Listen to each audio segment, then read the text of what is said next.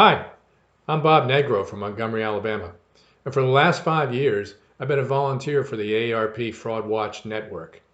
And I've been giving presentations about fraud and scams. For over 20 years, I was a federal criminal investigator. And as a result, I learned quite a bit about criminal behavior. I believe scammers are just as bad criminals as thieves and robbers. I hope to give you some insight to help to protect you from this threat. Today I want to talk about a scam that's recently been making national news. The scam is known as ransomware. Ransomware is a computer software virus designed to seize control of a targeted computer and lock out and encrypt the files of the computer so they're not viewable by the user. A ransomware attack is usually accompanied by a demand for a ransom by the hackers. These hackers often demand payment in practically untraceable medium, such as gift cards or prepaid credit cards.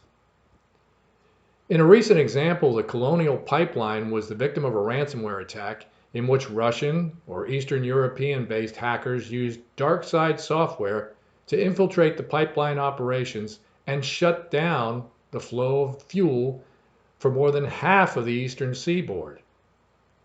The company reportedly paid a ransom of more than $5 million. But the cost of lost sales and lost productivity nationwide was even higher. A problem also related to ransomware is called a denial of service attack. In a denial of service attack, the hackers use automated software to overload a website with false user traffic in order to trigger a shutdown. Then the hackers usually give a ransom demand as the only way that the website can be brought back into using order.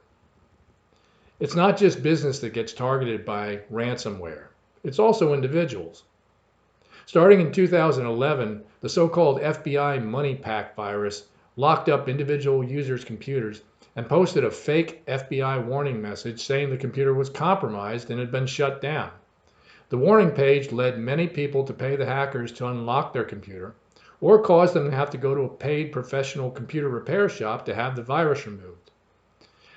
The UK-based perpetrators of the FBI Money Pack scam weren't apprehended until 2018. The Department of Homeland Security indicates that ransomware scams are up recently by over 300%, and the cost of victims is well over $350 million. With the recent pandemic increasing online activity, the potential pool of victims for these hackers is growing, and hackers are taking advantage of the opportunity. With the threat of ransomware and related hacking so high, what can you do to protect yourself from becoming a victim? Well, first you can make sure you have a computer security package on your computer that includes a firewall and malware detection. Examples of this security software include Windows Defender, McAfee, and Norton Antivirus. Make sure that this security software is updated with the latest virus definitions and that your firewall settings are turned on. Make sure that you have a full backup of your computer hard drive, and make sure that system restore points are scheduled and saved routinely. This may be the only way that you can restore data if you become a victim of ransomware. Never open any attachment in unsolicited emails. Also, don't open any apps that come up on pop-up windows while you're web browsing. Just like in real life, criminals like to hang out in shady places, so you may want to avoid places such as online gaming and adult websites where they are likely to be found. Consider using a virtual private network, or VPN. That encrypts data traffic and allows anonymous web surfing, and it also makes it difficult for hackers to gain access to your computer. Speaking of remote access, it's never a good idea to give someone this kind of access to your computer.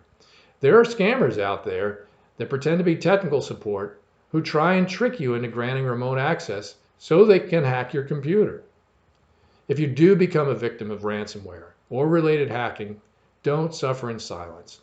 You can help others from sharing the same fate and possibly lead to the apprehension of the people that did the hacks in the first place by reporting the crimes to the appropriate authorities, such as the local or state police, the FBI, or the Federal Trade Commission at reportfraud.ftc.gov.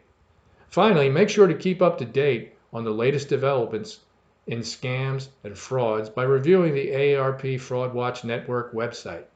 It's really a great source of information, and it could help keep you from being a victim yourself.